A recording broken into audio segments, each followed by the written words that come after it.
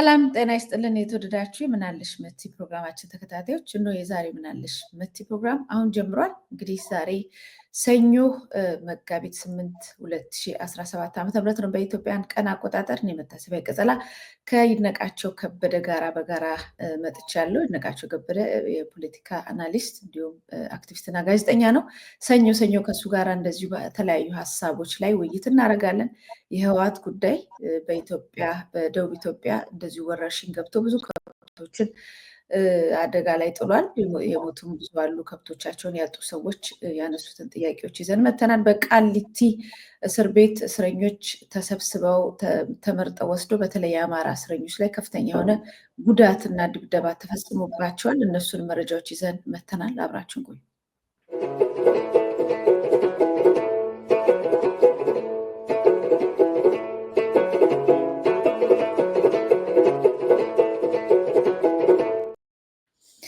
ይድነቃቸው እንኳን ደህና መጣ። እንኳን ደህና ቆየሽኝ መቲ። መልካም እንግዲህ ዋና ሀሳቦቹ ቅድም እንደገለጽኳቸው ነው። የህግ ባለሙያም ስለሆንክ እንደው ከቅሊንጦ ማረሚያ ቤት ብንጀምር ደስ ይለኛል። ቀጥታ የደረሰልኝ የመጡልኝ መረጃዎች የመጡት ከእስረኞችን የሚጠይቁ ቤተሰቦች ናቸው። ከዛ ውጭ ደግሞ በኢሜይልም በምናለሽ መቲያት gmail.com ላይ ብዙ ኢሜይሎች መጥተዋል። ከዛ ውስጥ ሁለቱን ነው ዛሬ ማነሳው። አንደኛው አንተ ምንም የምናውቀው ባለፈው የንጋት ኮከብ ፖለቲካ ፓርቲ ለማቋቋም ሲንቀሳቀሱ የነበሩ ወጣት ኢትዮጵያውያንን ተሰብስበው እስካሁን ያሉበት የደረሱበት አይታወቅም እና በሱ ጉዳይ ላይ ምን ነው ዝም አላችሁ? እነዚህ ሰዎች እነዚህ ወጣቶች ምን ተፈጽሞባቸው እንደሆነ የምናውቅበት ምንም ሁኔታ ስለሌለ በዚህ ጉዳይ ላይ ድምፃችን እንድታሰሙልን እነሱ ያሉበትን ሁኔታ እንድጠይቁ የሚል አስተያየት ነው። እሱም አንተም የምታውቀው ጉዳይ ነው። ያው ሁላችንም የምናውቃቸው ሰዎች ናቸው። በአደባባይ ዜናውም ተሰርቷል። ሌላኛው ቀጥታ እንደመጣ መረጃውን አነበዋለሁ።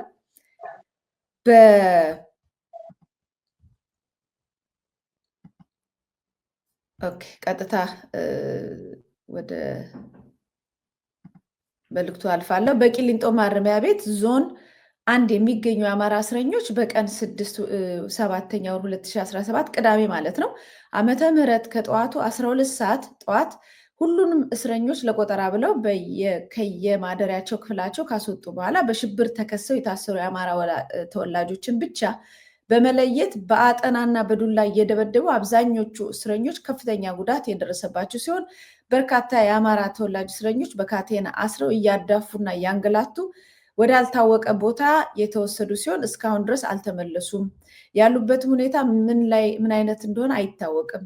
ይህንንም ያደረጉትና እያስደረጉ ያሉት የማረሚያ ቤቱ ከፍተኛ ስልጣን ያላቸው ለጊዜው የወንጀል ድርጊቱን የፈጸሙት እና ያስፈጸሙት ስማቸው አንደኛ ጠበቃና ደህንነት ኃላፊ መስፍን፣ ሁለተኛ እስረኞች አስተዳደር ኃላፊ ኢብራሂም ሙሳ ሲሆኑ ከአድማ ብተና አባላቶች ጋር ሆነው ይህንን አደገኛ የወንጀል ድርጊት ፈጽመዋል። በማረሚያ ቤቱ የሚገኙ ሌሎች እስረኞችም ከዚህ የተነሳ በስጋት ላይ ነው የሚገኙት። በማንኛውም ሰዓትና ቀን የሚፈጠርባቸውን ሰብአዊ መብት ጥሰት የማይታወቅ ስለሆነ ለመላው የአማራ ሕዝብ፣ ለመላው ኢትዮጵያ ሃይማኖት ተቋማት፣ ለሲቪል ማህበራት ኤጀንሲ፣ ለሰብአዊ መብት ኮሚሽን ድርጅቶች፣ ለአፍሪካ ህብረት፣ ለኢጋድ፣ ለአውሮፓ ህብረት እንዲሁም ጉዳዩ ለሚመለከታቸው ሁሉ ጉዳዩን በጥብቅ ክትትል ተደርጎ ሰብአዊ መብታቸው እንዲከበር እንጠይቃለን።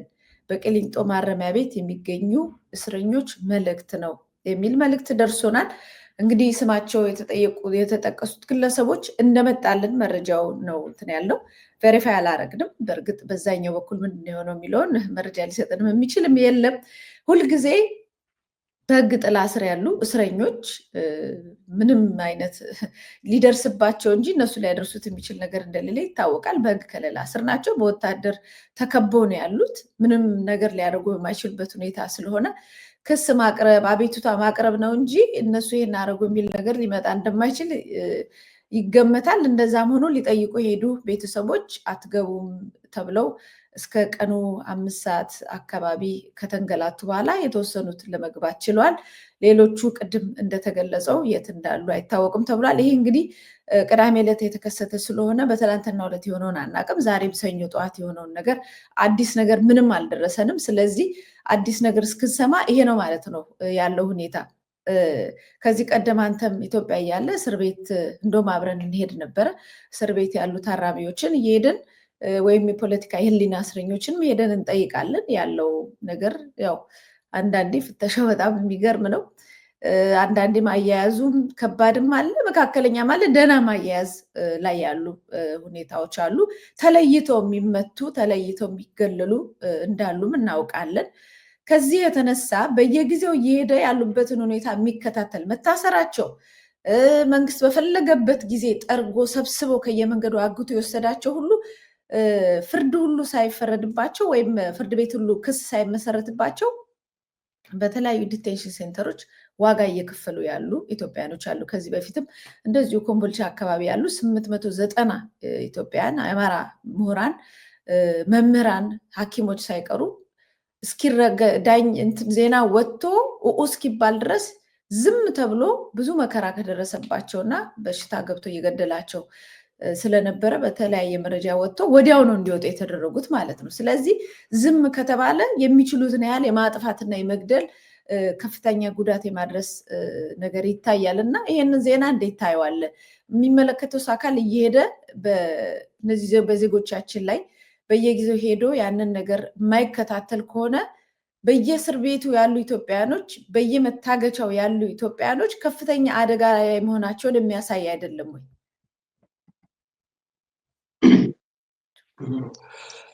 ያው እንዲህ አይነት መረጃዎች እንግዲህ መምጣታቸው የማይቀር ነው። ምክንያቱም አሁን ላይ ያለው የአገዛዙ ስርዓት እስካለ ድረስ ይሄ ነገሩ መቀጠሉ የማይቀር ነው። አንድም ሰውን በማስ ወይ በጅምላ አርሶ እንዲህ ወደ ማጎሪያ እስር ቤት ማስገባቱ፣ እንዲሁም ደግሞ በማጎሪያ እስር ቤት ውስጥ ይህንንና መሰል እንዲሁም ደግሞ አሁን እናንችን ከምንገልጸው በላይ የሚሆኑ የሰብአዊ ጥቃቶችን ማድረስ የአምባገነን ስርዓት መገለጫው ነው እና እንዲህ አይነቱን አሳዛኝ ዜናዎች መስማታችን አይቀሬ ነው የሚሆነው ስርዓቱ እስካለ ድረስ።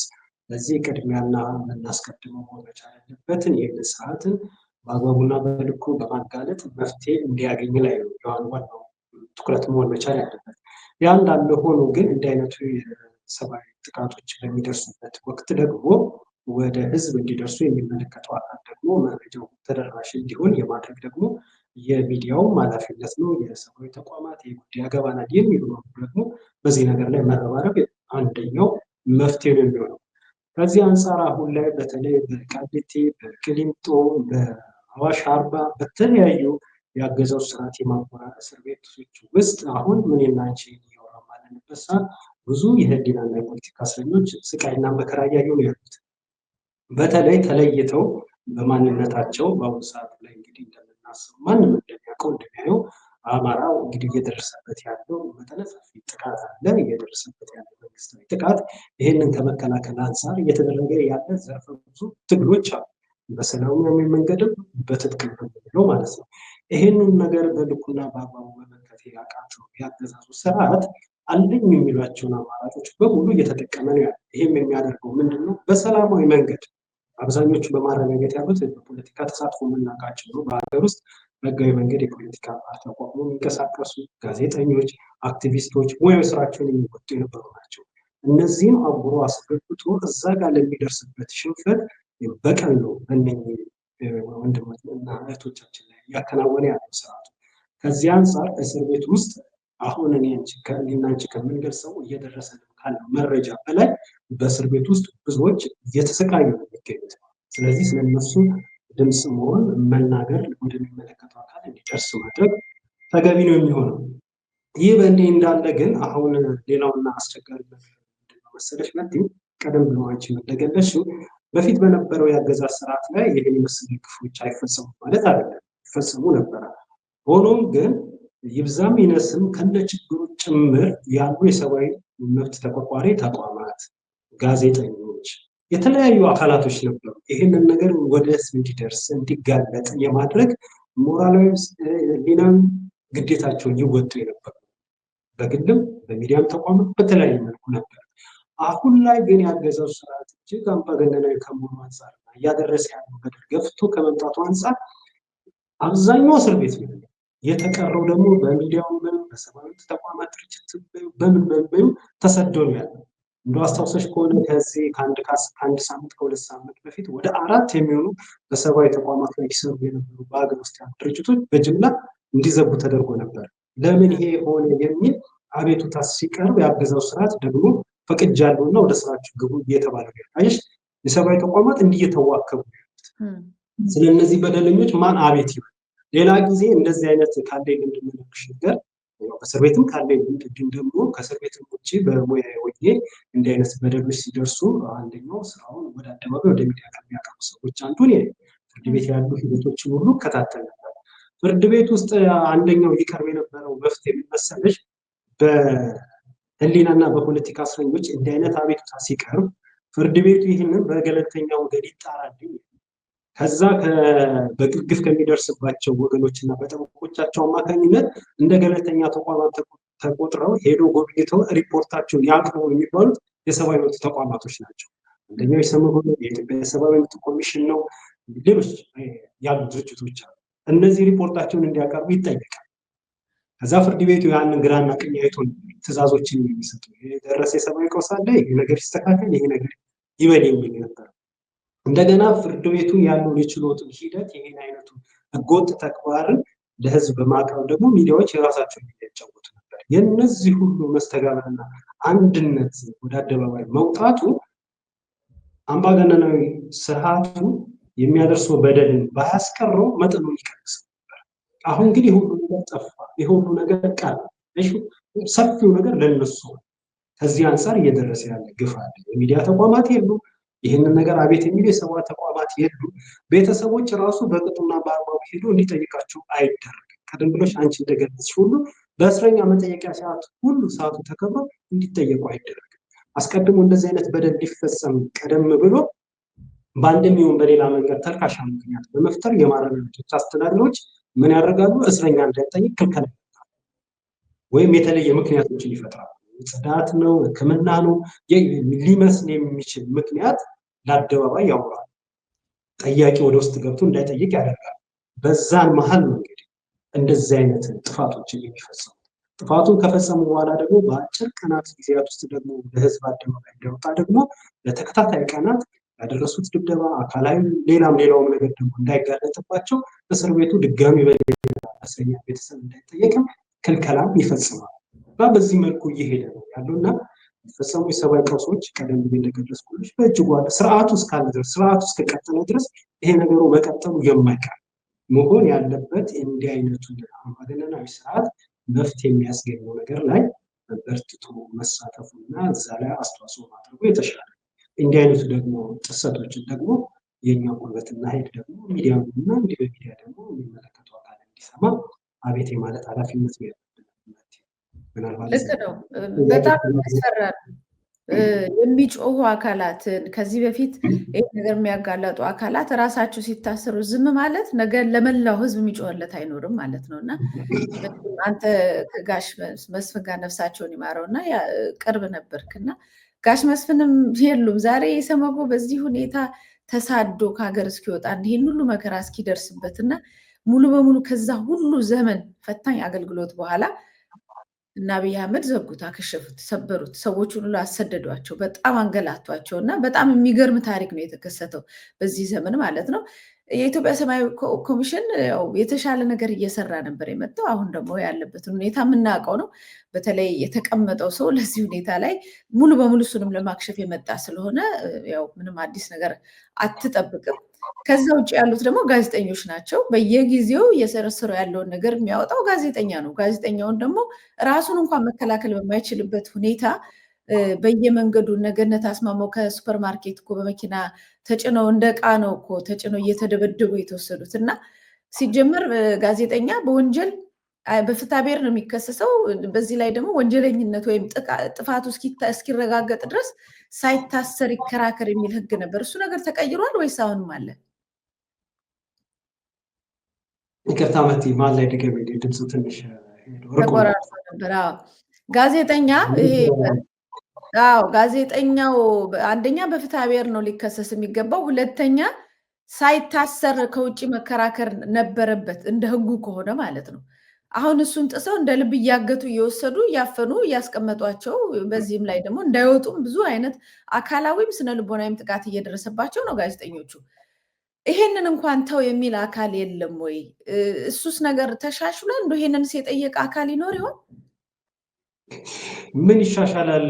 ብሶበታል እንጂ በአሁኑ ሰዓት እኮ እንደውም ታስሮ እስር ያለበት እስር ቤት የሚታወቅ ታስሮ ፍርድ ቤት መቅረብ እኮ በቃ እሰይ ተብሎ እንደው ስለት የሰመረ አይነት ነገር እስኪባል ደረጃ እኮ ደርሷል እኮ። ምክንያቱም ተቃራኒ ነገር የበዛ ስለሆነ ማንም ጎበዝ ነኝ የሚባል መንግስት ኃይል ያሰማራው አፍን ይወስዳል፣ አድራሻ ያጠፋል፣ የት እንዳለሽ ምን እንዳለሽ አይታወቅ፣ ፍርድ ቤት መቅረብ የለ፣ የት እንደታሰርሽ የሚታወቅ ነገር የለ።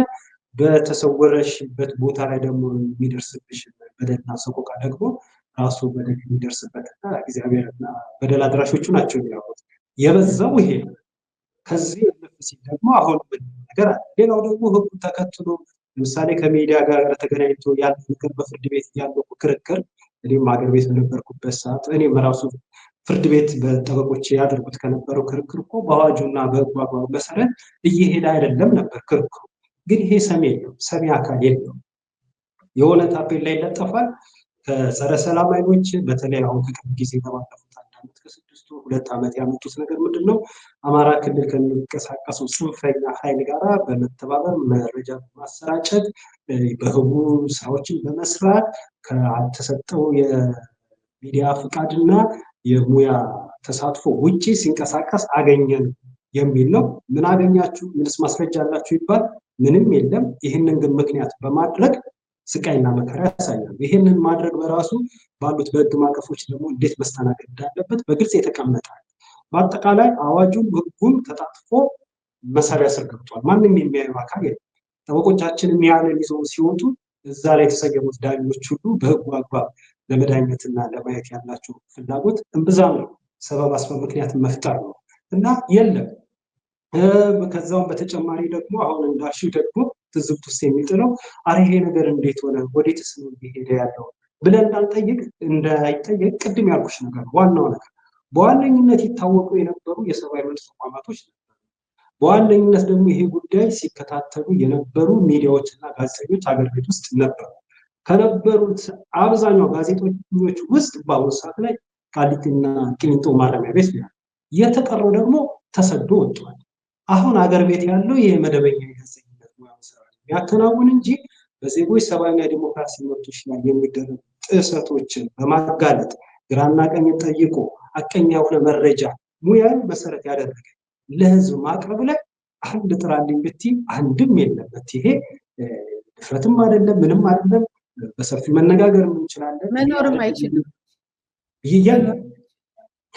የለም አሁን ያለው ሁለት ወይ እስር ቤት ነው። ከዚህ በፊት ገልጬዋለሁ ከአንቺ ጋር በነበረን ፕሮግራም እንዲሁም ከሌላው ጋር ወይ እስር ቤት ነው ወይ ስደት ላይ ያለ እውነተኛና ሐቀኛ ሚዲያ ተቋምና ጋዜጠኛ። ስለዚህ ይህንን ማን ይዘግብ ማን ያውጣ?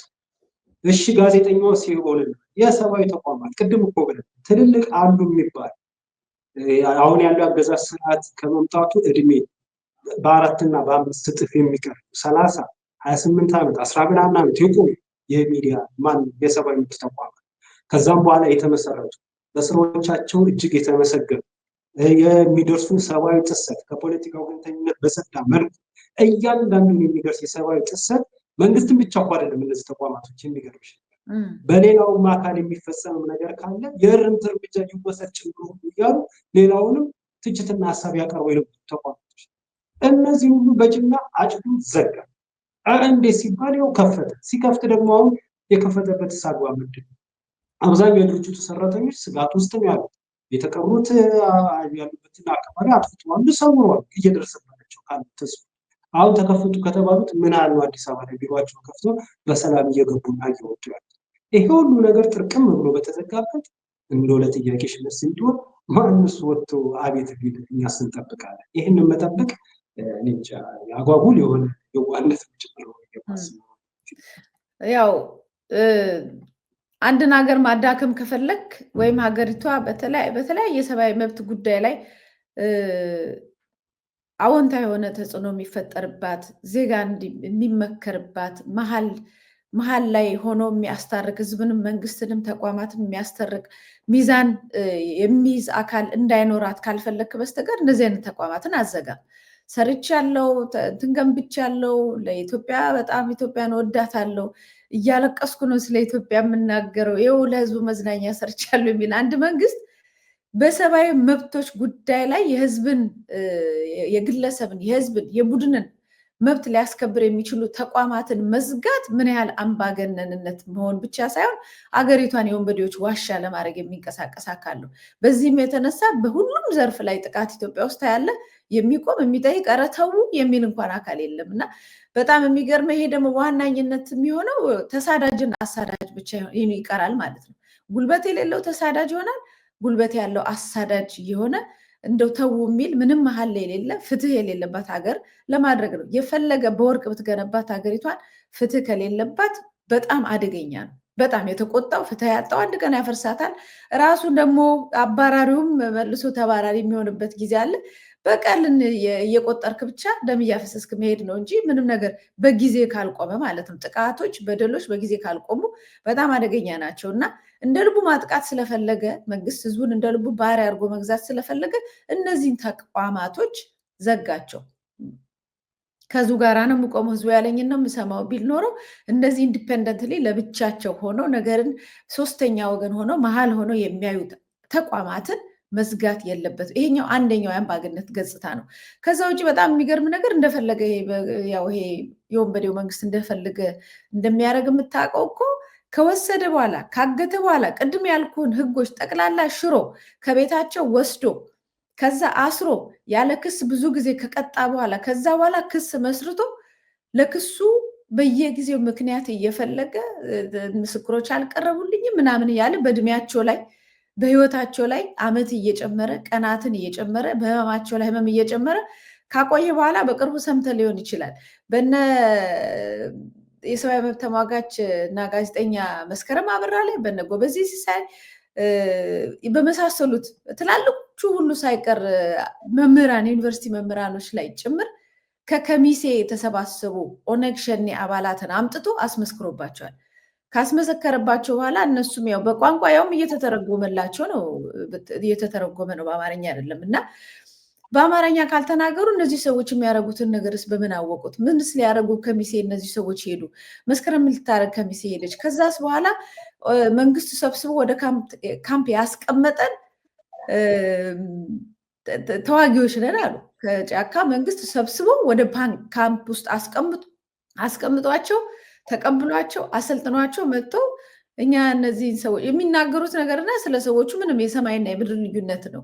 ከዛ ውጭ በጣም ኢምፖርታንቱ ነገር ሰሜን ሸዋ እስከ ሸዋሮቢት ምናምን ጠቅላላ እንትን አጣዬን ጨምሮ በኦሮሞ ክልል በኦሮሞ ዞን ስር ካልተጠቃለለ እንቀጥላለን ጦርነታችንን ምናምን እያለ ነው መስካሪው ራሱ እዛ ላይ የሚናገረው እና ምን አይነት ወንበዴዎች ሀገር አደረጓት የሚለው ነገር በጣም አስኪ ነው። ከዚህ በላይ የከፋ እንዳይመጣ ምን መደረግ አለበት የሚለውን በዚህም ላይ ሀሳብ ስጥበት። በልኩና በአግባቡ ገልጸሽዋል። እንግዲህ ተመልካቾቻችንም ምን ያህል በዚህ ነገር ላይ እንዴት ያለ ነገር ውስጥ ገባን ብለው ሁሉ በአይነ ህሊናቸው ሊስሉ የሚችሉበትን ነገር ቁጭ አድርገሽ ያስቀመጥሽው እና በተለይ በፍርድ ቤት ሂደቱ ውስጥ ከፍርድ ሰዓቱ ጋር በተገናኘ ብዙ ተብሏል፣ ብዙ ተነግሯል። የሚመጡ የአጣሪ ምስክሮች ልክ አሁን እንዳልሽው በዚህም ብትዩ በዛም ብትዩ በምንም እንዴት ሊገናኙ የማይችሉ ምስክርነት ይመጣሉ። ምስክርነት ቃላቸው ደግሞ ከወንጀል ድርጊቱ ጋር በፍጹም የማይገናኝ ሆን ተብሎ አስጠንቷቸው እንኳን መጥተው ያጠኑትን እንኳን በፍርድ ቤት ላይ በአግባቡ የማይመሰክሩ ናቸው አብዛኞቹ የአቃቤ ሕግ ምስክሮች። ዋናው ዓላማ ግን የህጉን ሂደት ተከትለናል በሚል የፖለቲካና የህሊና እስረኞችን በተራዘመ የፍትህ ስርዓት ውስጥ ለማሰቃየት እና ለማንገላታት እንደ አንደኛ መንገድ ለመጠቀም አስቀድሞ ዝም ብሎ ሰው ራሱ የሆነ ወራቶችን ወደ ቀናቶችን ያስቀምጣል። ለምን ደግሞ ብለን ስንጮህና ስንናገር ደግሞ እንዲያወጣና ፍርድ ቤት ያቀርባቸው።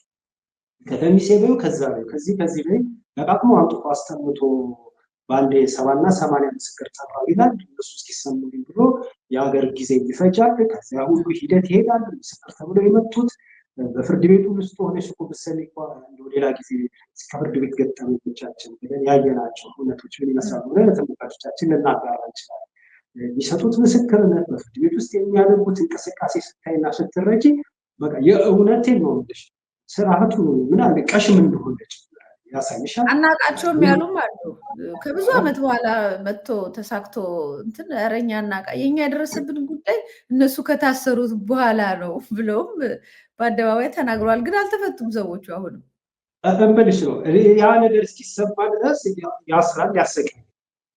እንዳልሱ ደግሞ ይሄው ያ ሂደቱን እንኳን ሐሰተኛና ተገቢ ያልሆነ ነገር በፍርድ ሂደቱ ከሄደም በኋላ የተሰሙ ምስክሮች አቃቤ ሕግና ቀኝ ተሰጥቶ አሁን በቀደምስ በባለፈው ሳምንት አሁን ባልሽው በዚህ ከአማራ ክልል ጋር ተያይዞ የተያዙ በነማን መዝገብ እንደሆነ አሁን ላይ በትክክል እርግጠኛ ላልሆን ይችላል።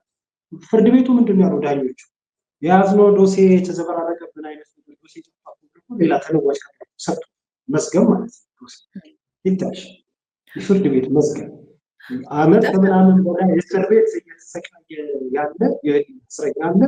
ፍትህ አገኛለሁ የሚመላለስ አለ። የእነሱን መፈታት ቤተሰብ በጉጉት ይጠብቃል። የቤተሰብ ኃላፊ ናቸው። ያሉበት ማጎሪያ እስር ቤት ውስጥ ነው። በሰው ልጅ ሕሊና በሰው ልጅ ሕይወት ላይ ምን ያህል ስርዓቱ ይጫወታል። ፍትህ አገኛለሁ ብሎ በዛ ሁኔታ የፍትህ ስርዓቱን አክብሮ ለፍትህ ልዕልና እስኪፍትህ ተገኘ የፍትህ አደባባይ ላይ ሲሄዱ ፍትህ ይሰጣሉ የሚባሉ አካላት ዶሴው መዝገብ የለም ወይ መዝገቡ ይደራጅ ይልሻል። የሆነ ቀን ደግሞ መዝገቡ ከተገኘ በኋላ ደግሞ ከሶስቱ ዳኞች ሁለቱ ይገኛሉ። ስትይ 21ኛው ድንገት በገጠማቸው እክል ዛሬ መገኘት አልቻሉም። የዛሬ ቀጠሮ ወርቅናን ቀጥራላ ይልሻል። ምን ነው ታሟሉ ይልሻል። ሐሰተኛ ነው እውነተኛ ነው ማለት ነው። ሰው መቼም ታሙ ካቱም በላይ ከሆነ ከማንኛውም ስራ ገበታው ላይ ከማንኛውም አገልግሎት ላይ ሊቀር ይችላል። ግን ሆነ ብሎ ለማጓታት የሚጠቀሙበት በእንዲህ መልኩ እያስተባበሉ እያጓተቱ የፍትህ ስርዓቱ በቃ ድምጥማጡ ጠፋ የለም። መፍትሄው ግን ላልሽው ነገር መደጋገም እንዳይሆንብን የመጀመሪያውን ነገር እንግዲህ እንዲህ ያለውን ስርዓቱ የጫነ አካልና ስብስብን የሚገባውና በአግባቡ በማጋለጥ በአግባቡ በማጋለጥ በምክንያትና በእምነት በማስረጃ ልክ እኔና አንቺ እንድናወራው እንደነበረው ማለት ነው። በማስረጃ በማጋለጥ ህዝብ ዳኝነት እንዲሰጥ ማድረግ ነው። ቅድም አንቺ ስትገልጽ ነበር። ይሄ ህዝብ ይሰማል፣ ያዳምጣል፣ የራሱን ዳኝነት ይሰጣል። እኛ እንደምንለው አይደለም። አንዳንዶቹ እንደሚሉት አይደለም። ህዝብተኛ ህዝቡ እኮ በቃ እንዲያየ እንደምንለው አይደለም። የራሱ ዳኝነት ህዝብ የራሱን ዳኝነት ሲሰጥ ያጭር ጊዜ ነው የሚሆነው። ግን ይሄ ፖለቲከኛው ይሄ ማህበራዊ ጋዜጠኛው አንቺ የራሳችን ዳኝነት ስንሰጥ በቃ እንዲህ ይሰጣል። ተግባራዊነቱ ተፈጻሚነቱ የራሱ ሂደት ይጠብቃል ሰው ጋር ደርሶ። ህዝብ ግን በራሱ የሚሰጠው ዳኝነት ያጭር ጊዜ ውሳኔ እና እንደዚህ የምናደርገው ነገር ለህዝብ ዳኝነት የሚረዳ አስተዋጽኦ ያደርጋል። ምን ይደረግ? መፍትሄ ይሄ ነው። በቃ ህዝብ ይዳኛል። ይሄንን እውነታ ይመልከቱ። ዳኝነቱ ህዝብ ይስጠው። መልካም ልክ ነው። ህዝብ ዳኝነት ሲሰጥ ብዙ ጊዜ አይተናል። ብዙ ለውጦች እኮ የመጡት ህዝብ ዳኝነት ሰጥቶባቸው እንጂ ድንገት በወቅቱ የነበሩት አምባገነን መንግስታት ሀሳብ ቀይረው አይደለም፣ በቃ ምናምን ብሎ አይደለም። ህዝብ ዳኝነት ሰጥቶበት ነው እና የጊዜ ጉዳይ ነው። እስከዛ ግን ያው የኢትዮጵያ ህዝብ መከራው ግን ያሳዝናል፣ ይቆጭሃል። ለዛም የምንችለውን አስተዋጽኦ ለማድረግም ድምፅም ለመሆን ያህል ነው። ወደ ሌሎች መረጃዎች እንሂድ። መቼም በጣም አዝናለሁ። በጎ ዜናዎችን የምናካፍልበት ዘመን አለፈ። አሁን የሀዘን ብቻ ነው። እኔ በጣም ባለፈው ፕሮግራሜ ላይ ምንድን ነው ያልኩት? ኢትዮጵያ ላይ መከራ፣ ሞት፣ መታገት፣ በቃ ደም መፍሰስ ብቻ፣ መከራ ብቻ፣ ስቃይ ብቻ የሆነ አንዳች መዓት ላይዋ ላይ እየፈሰሰባት ነው በሀገራችን ላይ እና አንዳንዴ እስቲ ቆም ብለንም እኔ በሃይማኖታችንም በእምነታችንም ይሄን ነገር መመርመር ተገቢ ነው እና በጣም መንፈሳዊ ህይወትን በየአቅጣጫው በየመንፈሳዊ ቤቱ እየገባ የሚያፈርስ ነገር ግን ቁሳቁስን የሚያመልክ አካል መንግስት ሆኖ በመጣበት ሰዓት ጊዜ ላይ እንደዚህ ነገሮች የሰው ልጅ ዋጋ የሚያስከፍል መከራ ከላይም ከሰማይም ከምድርም ሲወርድብህ የት ነው ያለሁት? ምን እያረኩ ነው? ከማን ጋር ነው የቆምኩት? ክጅ ያለው ወይ? ሃይማኖቴንስ የካደ ነገር አርግ ያለው ወይ? ቁስን አምልክ ያለው ወይ የሚለው ነገር መጠየቅ አለበት በእያንዳንዱ ግለሰብ፣ በመንግስት ብቻ አይደለም። ያው መንግስት በኦፊሻሊ እኔ ብልጽግና ነው የምፈልገው ብሏል። መበልጸግ ማለት እንግዲህ ሁሉንም ለሁለት ጌታ አትገዛም ወይ ለገንዘብ፣ ለሀብት፣ ለዓለማዊ ነገር ትገዛለህ ወይ ለመንፈሳዊ ህይወት ደግሞ ምድሪቷን የማይጎዱ ነገሮችን እየሰራ የሰው ልጅ አክብረት ትኖራለህ። እና መንግስት በአደባባይ በግልጽ ያንን መርጧል። ያንን የመረጠ ሁሉ በዛ ውስጥ አብሮ ይካተታል ባይ ነኝ። ከዛ ውጭ ደግሞ እንደ ግለሰብም እንደምንም ህይወታችንንም እንደ ሀገርም ማየት አለብን ባይ ነኝ። ምክንያቱም የምንሰማው አንድ ቀን ያለሞት ማደር አልቻለም። ያለሞት ዜና በአንዱ ስትለው በአንዱ በጦርነቱ በመፈናቀሉ ኢትዮጵያ ውስጥ ካልተገደለ ወይ ሊቢያ ላይ ታገኛለህ ወይ የመን ላይ ታገኛለህ። ኢትዮጵያም በየቀኑ ነው። ሰው ወጥቶ አይገባም። አፋልጉኝ ነው። በሕክምና ገንዘብ እንደተለመነ ነው። ደህና የነበሩ ሰዎች ሞቱ ተብሎ ዜና እንደተነገረን ነው። የመኪናው አደጋ እና የመሳሰሉት ነገር እንደምታየው ነው። የመሬት መንቀጥቀጡ፣ ወረርሽኙ በጣም የሚገርም ዘመን ነው እና አንዳንዴ የተሰጠንን አኝከን ሳንውጠው በላይ በላዩ ነው የምንጎርሰው መከራችንን እና አንዳንዴ ቆም ብሎ ማሰብ የለብንም ወይ የሚል ጥያቄ ሁልጊዜ ይመላለስብኛል እና የዛሬውን የተወሰነውን ዜና ለማካፈል ያህል በዚህ አጋጣሚ ትላንትና ከበድ ያለ ነበረ መሬት መንቀጥቀጡ። በአፋር ክልል በሬክተር ስኬል 5.5 ነው የተለካ የመሬት መንቀጥቀጥ ተከስቷል ይላል። አዲስ አበባ ላይ ቪዲዮዎችንም ያካፈሉ ሰዎች ነበሩ። በደንብ የተሰቀሉ ነገሮች በየቦታው ሰዎች ገጭ ገጭ ሲሉም የታየበት ሁኔታ አለ። እንግዲህ የመሬት መንቀጥቀጥ ትላንትና እሑድ መጋቢት 7 ምሽት መከሰቱን የአሜሪካ የጂኦሎጂካል ሰርቬይ መስሪያ ቤት ገለጸ ይልና ንዝረቱ በአዲስ አበባ የተለያዩ አካባቢዎች የተሰማው ይህ ርዕደ መሬት ከአዋሽ ከተማ በስተሰሜን 45 ኪሎ ሜትር ርቀት ላይ የተከሰተ መሆኑን ነው ተቋሙ ያስታወቀው። የዛሬው የመሬት መንቀጥቀጥ በኢትዮጵያ ከሁለት ሳምንት ገደማ በኋላ የተመዘገበ ርዕደ መሬት ሆኗል። እንግዲህ እሑድ የካቲት 23 እኩለ ሌሊት አቅራቢያ በአዲግራት ከተማ 46 ኪሎ ሜትር በስተምስራቅ ርቀት ላይ በሚገኝ አካባቢ የተከሰተው ርዕደ መሬት በሬክተር ስኬል 5.2 ሆኖ ተመዝግቧል ይላል። እንግዲህ ምንድነው የሚያሳየው መሰለ እየጨመረ ነው የመጣው። እየጨመረም ስለመጣ እኛም ጥንቃቄያችንንም ጸሎታችንንም እየጨመርን መምጣት አለብን ባይነኝ እኔ እንዳንድ ግለሰብ። ሌላው በትላንትናው ዕለት በአሰቃቂ የመኪና አደጋ ደርሶባቸው ህይወታቸው ካለፉት መካከል የ11 ምዕመናን ስርዓተ ቀብር ተፈጽሟል። ትላንትና ወደ 15 ሰዎች ናቸው በመኪና አደጋ ያለፉት። እንግዲህ በትላንትናው ዕለት ከአርባ ምንጭ ዝጊቲ አቡነ ገብረ መንፈስ ቅዱስ በዓልን ንግስ ሲመለሱ ወላይታ ዞን ዳሞት ወይዴ ወረዳ በዴስታ ከተማ አቅራቢያ በደረሰው የመኪና አደጋ 14 ምዕመናን ወዲያው ህይወታቸው አልፏል።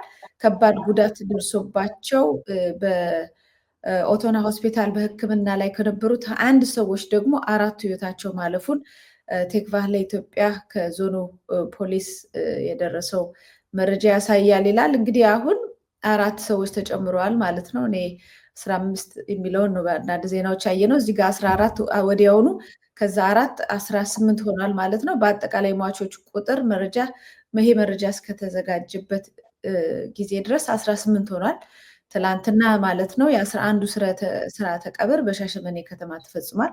በጣም በጣም ልብን የሚሰብር ነው እና አንዳንድ ፎቶዎችን እንደምታዩት ህፃናት ሁሉ ሳይቀር የተካፈለበት ሁኔታ ነው ያለው። እኔ መቼም በጣም ነው የዘገነነኝ።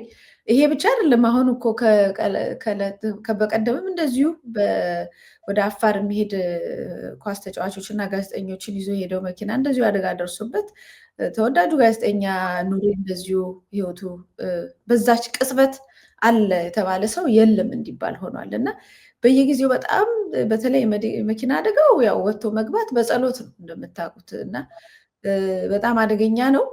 ሌላው የኑሮ ዋስትናችን የሆኑ ከብቶቻችንን በወረርሽኝ እየተነጠቀን ነው ይላሉ አርብቶ አደሮቹ። በደቡብ ኢትዮጵያ ክልል ጋሞ ዞን ዳርጋ ማርታ ወረዳ የአየር ንብረት ለውጥን ተከትሎ ተከሰተ በተባለው ፖቪን የእንግሊዝኛውን ፖቪን ፓስቶራሊሲስ ነው የሚለው በተሰኘ ዳልጋ ከብት ጎርግሳ በሽታ በ2 ቀናት ብቻ 381 የቀንድ ከብቶችን መሞታቸውን ነው የወረዳ ዋና አስተዳዳሪ አቶ ዳዊት ዳንኤል የገለጹት ማለት ነው። በ2 ቀናት ብቻ 381 ከብቶች እንግዲህ በደቡብ ኢትዮጵያ ማለት ነው ጋሞ ዞን ላይ ለአንድ ዞን ማለት ነው 381 ምን ያህል በዚህ ጉዳይ ላይ ስንት ሰው እንደሚተዳደር በዛው እንዲታይ ነው። በ2013 ዓ.ም በተመሳሳይ ወቅት የበጋና የክረምት መግቢያ ሽግግር ወቅት ይህ በሽታ ተከስቶ ከ700 በላይ እንስሳትን ገድሎ እንደነበር አስታውቋል። በዚሁ ላብቃ ዜናውን ልል የፈለጉት በየዓመቱ እንደዚህ አይነት ክስተቶች በሀገራችን ውስጥ ይከሰታሉ። በተለይ ምድር ወገብ ላይ ነች ያለችው በድርቁም በምኑም በተለያየ ሁኔታ በሽታዎች ይከሰታሉ፣ መከራዎች ይከሰታሉ። አርሶ አደሩ ሁልጊዜ ዋጋ ይከፍላል። ለዛ ቀደም ብሎ ለመሬት መንቀጥቀጡም ለምኑም ቀደም ብሎ ዝግጅት ኢትዮጵያ ውስጥ አይታወቅም እንደምታውቀው። ቀደም ብሎ ግን መሬት ሰውን አፈናቅሎ የሚያጋጊጥ ኮሪደር ልማት ምናምን እያለ የሚያሳምር መንግስት አለ። የሆነ አንድ አካባቢ መንግስት አለ እዛው አዲስ አበባ ላይ ምናምን ወደ ገጠር ገብቶ የሰውን ህይወት ግን ሊታደግ የሚችል መተዳደሪያቸውን በልተው የሚያድሩትን ዋና ዋና ጉዳዮች ላይ መሰረት ያደረገ ስራ አይሰራም። እንዴት እንደሆነ የሚበለጸገው እኔ ለማየት አልቻልኩም። እንግዲህ የሚያዩት ሰዎች አሉ። አሁን አልተረዱህም፣ ነገ ይረዱሃል የሚሉ ሰዎች አሉ። እኔ ደግሞ ዛሬ በዚህ ሁኔታ ሀገራችን ህዝብ በህይወት እንዳይኖር የሚያደርገውን ነገር ሳትታደግ ሰዎችን አምጥቶ ለጉብኝት የሚታዩ እንደዚህ ብልጭልጭ ነገሮችን በማየት ምንም ሚዛን ሊደፋልኝ አልቻለም እና ዝም ብለህ አሁን የመንግስት ሚዲያዎች ላይ ገብተህ ዛሬ አሁን ዝም ብዬ ፋና ላይ አሁን ብገባ ምንድን ነው መሰለህ ያየሁት? ዛሬም በሳይክል እየሄደ ነው ባህር ዳር ላይ ኮሪደር ልማቶችን እያየ ሳይክል ደግሞ ያው እኔ በጣም ድሮ አልነበረውም መሰለኝ በጣም ይወዳል። ትምህርት ቤት ድሮ እያልኩ ነበረ የምሄደው መኪና ምናምን እንደሚወድ ያሳየበት ነው። ከዛ ውጭ ብዙ ጊዜ መኪና ሲነዳ ያሳየን ነበር። አሁን ደግሞ ሳይክል ላይ ነው ያለው። አሁን እንትን ነው ይሄ ስኩተር ምናምን ብቻ ነው የቀረው ወይንም የተለያዩ ሌሎችም ኩሽኔታዎች ምናምን ካልመጡ በስተቀር አሁን ሳይክል ላይ ነው ያለው። በእርግጥ ባይስክል መንዳት ባህር ዳር ላይ የተለመደ ነገር ቢሆንም እሱ ላይ ነው ያለው። እኛ ደግሞ እዚህ ላይ ነን ያለ ነው። እንዴት ነው የምንግባባው? እኔ በጣም ግራ የገባኝ ነገር ነው ያለው። ነገ የማይተካ የሰው ልጅን ህይወት የሚያድን ነገር ላይ ነው መስራት ያለ ነው የሚገባል ወይስ የሞተው ሞቶ አገሪቷን እያጋጋጥን መቀጠል ነው የሚሻለው? የሞተው ይሙት የምንለውም እኮ የኢትዮጵያን 80% ይወክላል የምንለው አራሽ ገበሬና አርብቶ አደር ነው እና ከዚህ አንጻር እንደው የገባው ገብቶታል። እንደው ምሁራኑ ምንም የሚባሉት እኮ እየወጡ እኮ እየሰደቡን ነው ያሉት። መስደብ የምልህ በእኛን ይሄን ለምንድን ነው ህዝብ እንደዚህ የሚንገላታው ስትል ይሳለቁብሃል። በጣም ነው የሚሳለቁብህ እና እንዴት አየኸው ይህን ጉዳይ? በቅድሚያ ወደ 4 ሀሳቦች እንዲያነሳ ነው። በተለይ ከሃይማኖታዊ መንፈሳዊ ጉዞ ጋር ተያይዞ ቁጥሩ እንደሚጨምር ታሳቢ ነው። ምክንያቱም የመኪና አደጋው እጅግ አሰቃቂ እና ከፍተኛ ከመሆኑ አንፃር በአቅራቢያ ወደሚገኝ እንደ ምዕራብ ወዳሉ ሆስፒታሎች እየሄዱ አደጋ የደረሰባቸው ስላሉ ከዛ ወደ ሆስፒታል ከሄዱት ውስጥ መጠነኛ የሆነ ሕክምና አግኝተው ወደ ቤታቸው እንዲሄዱ ያሉ ሰምተናል። እንዲሁም ደግሞ እዛው ደግሞ ክትትል እያደረጉ ያሉ አሉ። እንደገና ደግሞ በከባድ የሕክምና ክፍል ውስጥም ክትትል እያደረጉ ያሉ ምዕመናኖች አሉ። እንግዲህ ከዚህ የበለጠ የሟቾች ቁጥር እንዳንሰማ የፈጣሪ መልካም ፈቃድ ይሁንልን። የደረሰው አደጋ እጅግ ከፍተኛ አሰቃቂ ነው። በተለይ ለመንፈሳዊ ጉዞ ብለሽ ሄደሽ እንደዚህ አይነት ነገር ሲገጥም ትንሽ ልብ ይሰብራል፣ ያሳዝናል። ለቤተሰብ ጭምር ለምዕመኑ ሁሉም ያዝናል። የማንም ሰብአዊ ፍጡር ጭምር የሚያሳዝነው ነገር ነው የሆነው። የቀብር ስነስርዓታቸውን በትናንትናው ዕለት ያው ተፈጽሟል። ምን ማለት እንደሚቻል አላውቅም። እንግዲህ ለቤተሰቦች መጽናናት ይስጥልን፣ ለሟቾች ደግሞ ያው ነፍስ ይማር ነው የምንለው። በእርግጥ ይሄ አደጋ ነው፣ ሆን ተብሎ የተፈጸመ ነገር አይደለም። ያ ሆኖ ግን ያው አደጋን ለመቀነስ የሚደረጉ ማናቸውም ጥረቶች እንግዲህ አሽከርካሪ ብቻ አደጋውን ሊቀንስ የሚችሉ ጥንቃቄዎች ቢታከሉ መልካም ነው። አደጋውን ለመቀነስ እና ለማስቀረት ምናልባት ደግሞ እንዲህ አይነት ደግሞ ጥንቃቄው ሁሉም ነገር ተደርጎ ድንገተኛ አደጋ በሚደርስበት ወቅት ደግሞ ተገቢው ሕክምና የሚገኝበት አቅራቢያ ያሉ ጤና ጣቢያዎች ለዚህ ዝግጁ የሆኑ አንዳንድ ነገሮች በተለይ እነዚህ መንፈሳዊ ጉዞ ይታወቃል። ይህ በማስ የሚደረጉ ጉዞዎች አሉ። የግድ የኢትዮጵያ ኦርቶዶክስ ተዋሕዶ ብቻ ተገናኝቶ ሳይሆን እንደዚህ ሰፋፊ አሁን ለምሳሌ በፊት ቀይ መስቀል ውስጥ አገለግል ነበር። በዚህ አጋጣሚ ሃይስኩል ውስጥ ብያለሁ እና ትልልቅ ባህላት ዝግጅቶች ሲደረጉ ጥሪ ይደረግልናል ማለት ስታንድ ባይ እንዲደረግ ምንድነው ያ ሃይማኖታዊ ዝግጅት ሊሆን ይችላል፣ የአደባባይ ዝግጅቶች ሊሆን ይችላል፣ የሙዚቃ ሊሆን ይችላል፣ መንፈሳዊ ሊሆን ይችላል። ጥሪዎች ያደርጋል መንግስት ቀይ መስቀል ማለት ነው ድንገተኛ አደጋ ለመከላከል እንግዲህ ያሳለፍኩት ልምድ ነው እና በዛ ጥሪ ሲደረግ በየአካባቢ በየትምህርት ቤቱ በየወረዳው በየቀበሌ ያለ የቀይ መስቀል በጎ ፈቃደኛ ወጣት ጥሪ ይደረግለታል። ሁሉም የመጀመሪያ ሕክምና እርዳታ ስልጠና ወስዷል። ለቤት ወስጃለሁ። የሚደረገው ምንድነው? ባጁን ያደርጋል፣ ኪት ይዘጋጃል፣ የመጀመሪያ ሕክምና እርዳታ መስጫ መሳሪያዎች፣ አምቡላንሶች ከሌላው መልኩ ባለ አቅም በዛ ቦታ ላይ ይመደባሉ። 4-5 ይሆናሉ። ሆስፒታሎች ዝግጁ እንዲሆኑ ጥሪ ይደረግላቸዋል። እንግዲህ ስነስርዓቱ ይካሄዳል።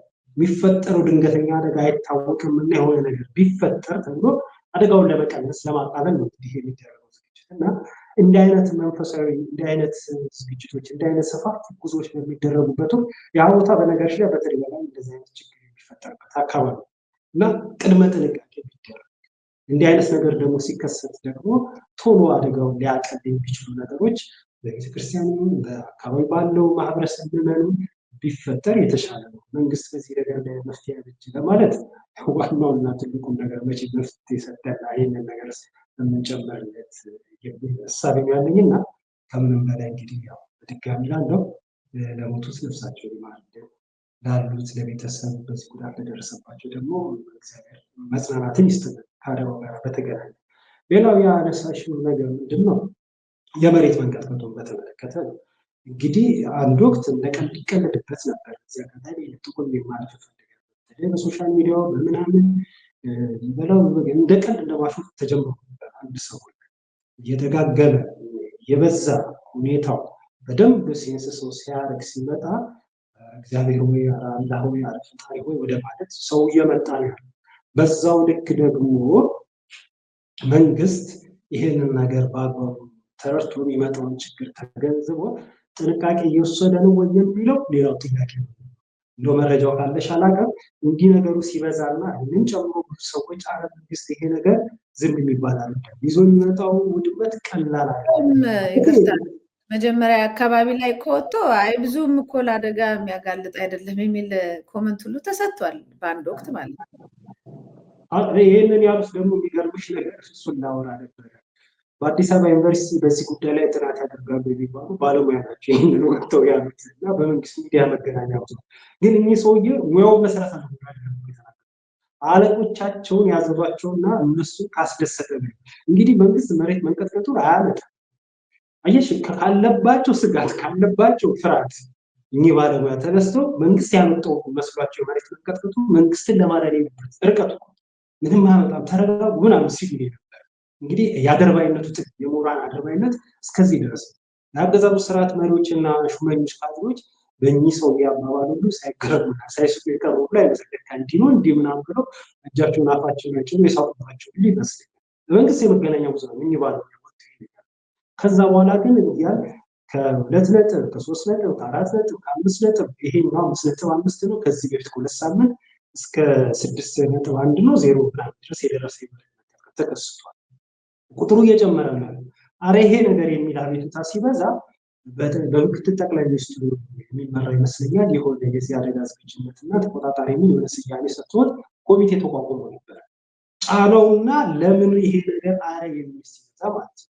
ግን የተቋቋመው ኮሚቴ ተቋቋሙ ተብሎ ተነገረን እንጂ ከዛ በኋላ የአደጋ ስጋት ያለባቸውን አካባቢዎችን በመለየት በአደጋው ስጋት አካባቢ ያሉ ነዋሪዎችን ከዛ ከሚደርስ አደጋ ለመከላከል ወደ ሌላ ቦታ ማስፈር እንዲህ አይነት አደጋ ደግሞ ቢከሰት ምን ቅድመ ጥንቃቄ መደረግ አለበት የሚለውን የአዌርነስ የግንዛቤ ማስጨበጫ ፕሮግራም አንድም ሲሰሩ አላየንም። አሁን ቅድም ካልሹ ጋር አያይዤልሽ የመንግስት ሚዲያዎች ይሄ ሰውዬ የዚህም ድሬዳዋም ሴት ባህርዳርም ሴት አዲስ አበባም ሴት መሬት ላይ ሲንደባለን ከሚያሳዩ ይሄ የተዘጋጁ ቪዲዮዎች አሉ፣ የተዘጋጁ ጽሁፎች እኮ አሉ። እንዲህ አይነት ተፈጥሯዊ ክስተቶች ተፈጥሯዊ የሆኑ አደጋዎች በሚመጡበት ጊዜ ሰው ራሱን እንዴት መከላከል ይቻላል፣ በቅድመ ደረጃ እንዴት መከላከል ይቻላል የሚል በቴሌቪዥን በሬዲዮ ሰፋፊ ተደራሽ ናቸው የመንግስት የመገናኛ ብዙ። በዛ ላይ የአንድ ደቂቃ በሚሰሯቸው ፕሮግራሞች በዜና መሀል ሊሆን ይችላል። ቅድም እንዳልኩሽ ይሄ ዝም ብሎ መሪ ነኝ ተብሎ ሲንደባለል ከሚያሳዩ እንዲህ አይነቱን ነገር መሬት መንቀጥቀጥ ቢከሰት ቅድመ መከላከል አንድ ሰው ምን ማድረግ ከተከሰተ በኋላ አደጋ ሲደርስስ እንዴት ነው የሚለው ነገር ስራዎች ላይ አሁንም የታይ ዳተኝነት አለ። ይሄ እንደ ቀልድ የምናየው እኛም ብንሆን እንዲሆነ ብለን እንደ መረጃ ማቀበል ብቻ እንደዚህ አሳንሰን የምናየው ነገር ነገ ተነገ ወዲያ ትላንትና 15 እና እስከ 18 የሚደርሱ ምዕመናን ሀዘን የሁላችንም ሀዘን ነው። የክርስቲያኑ ብቻ ሳይሆን የሙስሊም የባለው ሰብአዊነት ቢሰማው ሀዘን ነው ማለት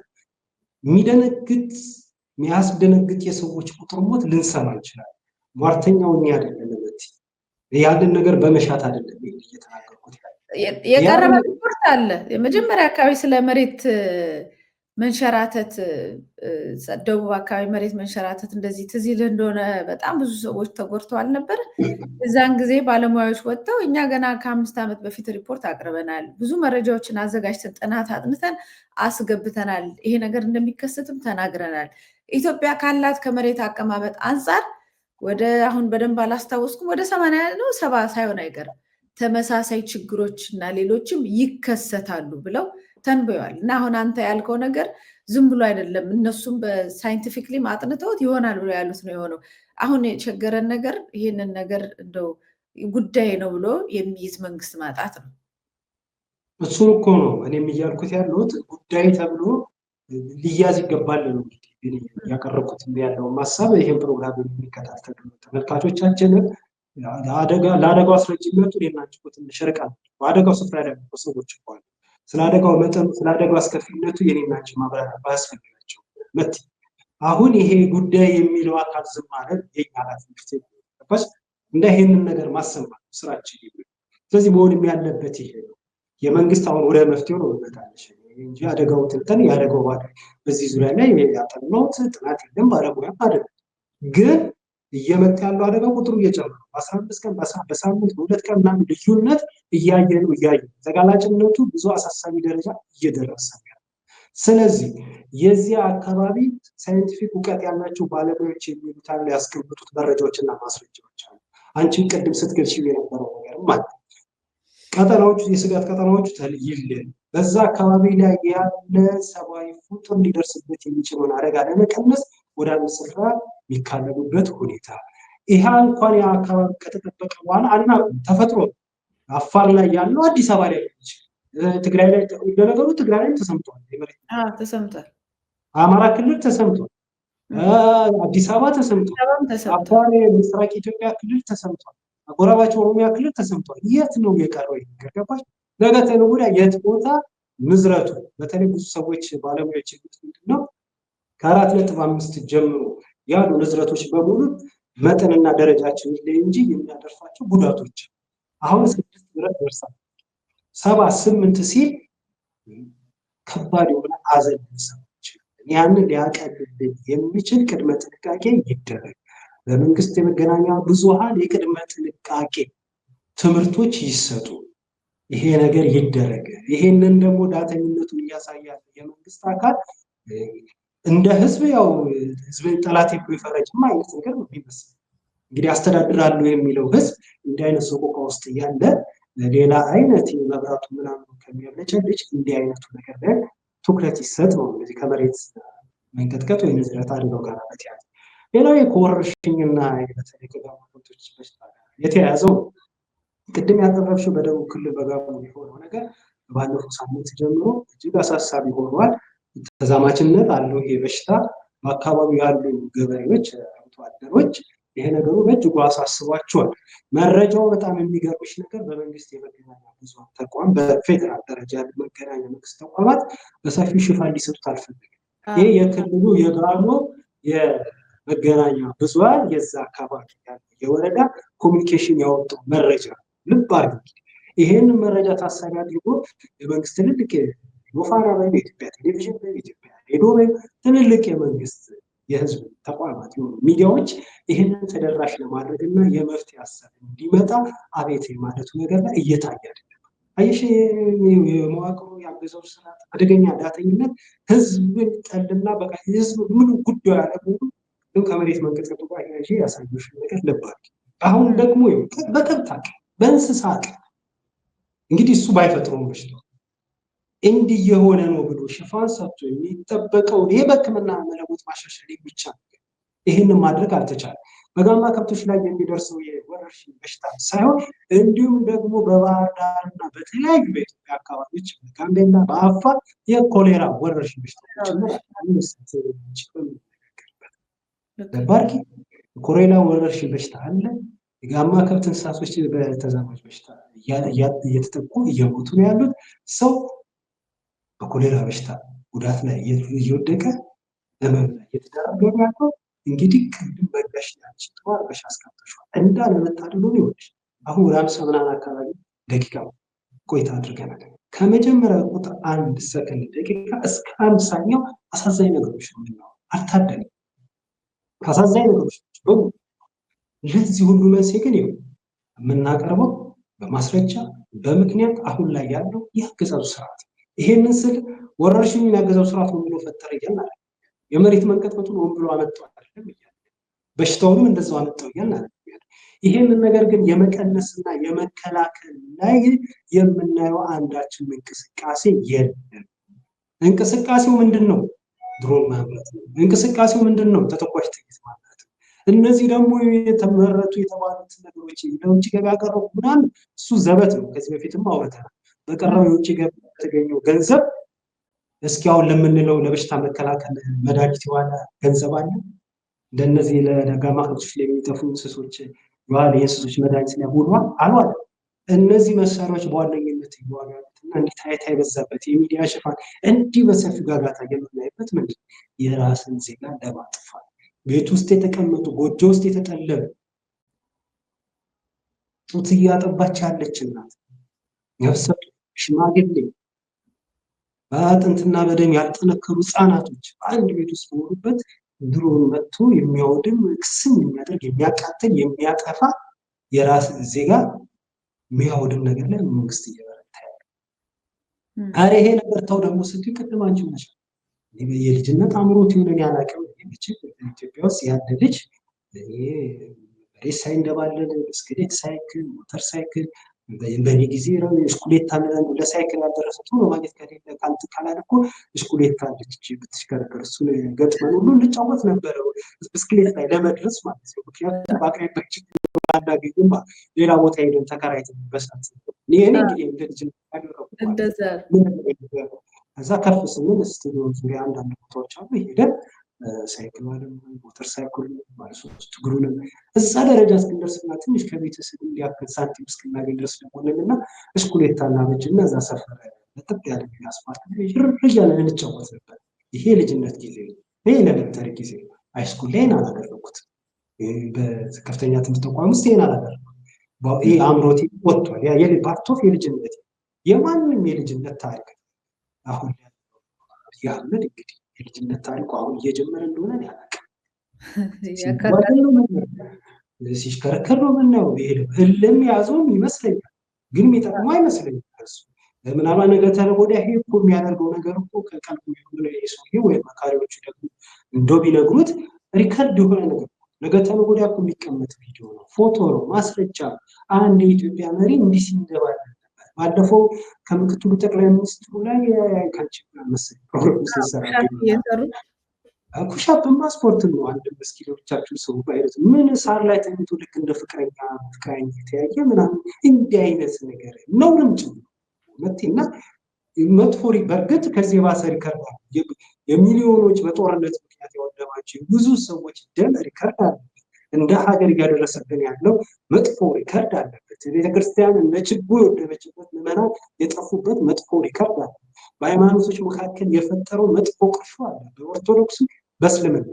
እነዚህ ትልልቅ አንኳሩ መጥፎ ሪከርዶች ደግሞ እንዳሉ ሁሉ ሆኖ እንዲህ አይነት ደግሞ መሳለቂያ የሚሆንበት መሳለቅ ነገር ይሄንን ሁሉ ነገር ከማድረግ ቅድም እናነሳቸው የነበሩ ችግሮች እንዲታረሙ ለነዛ መፍትሄ እንዲሆን በዚህ ላይ እየተጋ ይህ የጤና ባለሙያዎች ጋር ለምሳሌ ዘይ ችግር የጤና ባለሙያዎች ተቋማት ሄዱ ይህንን ወረርሽኝ የሚከላከሉበትን ነገር እንደ አንድ ሀገር ቢያበረታታ የፈጠራ ስራ ካላቸው በሽታውን ሊከላከሉበት የሚችል መድኃኒት አቅርቦት ሌሎች ነገር ካለ እሱ ግን ሄዶ የሚያግዝ የሚያበረታታ የተጎዳበት አካባቢ የጋማ ከብቶች የሚጠፉበት ሄዶ ገበሬዎቹን አይዟችሁ ቢያበረታ ዝም ብሎ እዚህ በዚያም ገንዘቡን አውጥቶ ከሚረጭ እነዚህ ከብቶቻቸውን ወደሙ ለጠፉባቸው ምትክ ከብት ሰጥቶ ቢያሳይ እንዲህ ነገሮች በርትቶ ቢያሳይ አንድም ተጎጂዎችን ረድቷል፣ ሁለትም እንደው ሌላ ሰው ማርያም ግን ሰው እንደማለት ነው የሚያመጥ ልክ በጣም የሚያሳዝን ነገር ነው። ለዚህ ነው እኛ የምንጮኸው እኮ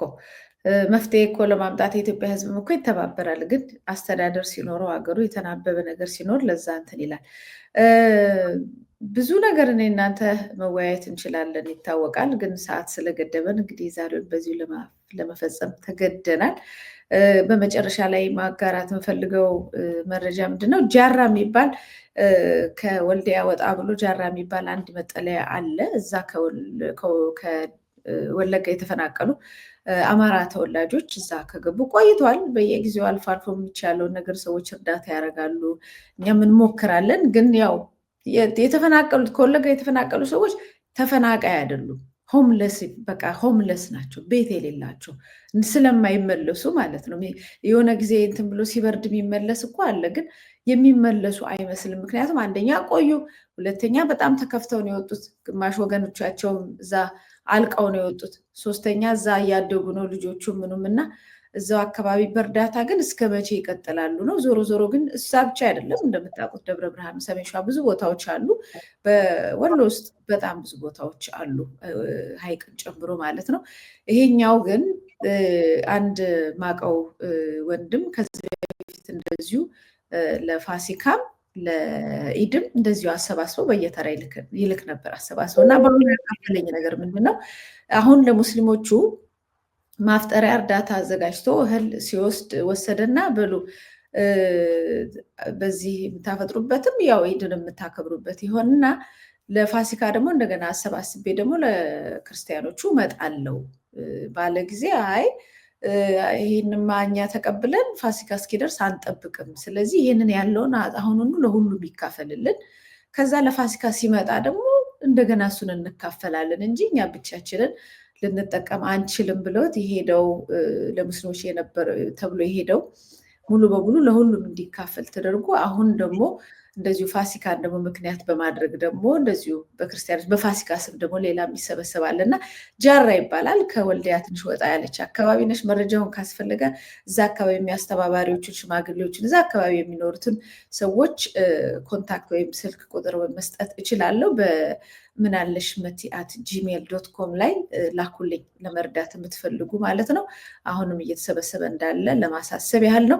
የዛሬውን እንግዲህ የመጋቢት 8 2017 ዓ.ም የምናለሽ መቲን በዚሁ ልፈጽም። ጋዜጠኛና ሰብአዊ መብት ተሟጋች ይድነቃቸው ከበደ ከኔ ጋር ለነበረ ቆይታ አመሰግናለሁ። ተመልካቾቻችን፣ አድማጮቻችን የሚያስተናግድኳችሁ መታሰቢያ ቀጸላ ነበር።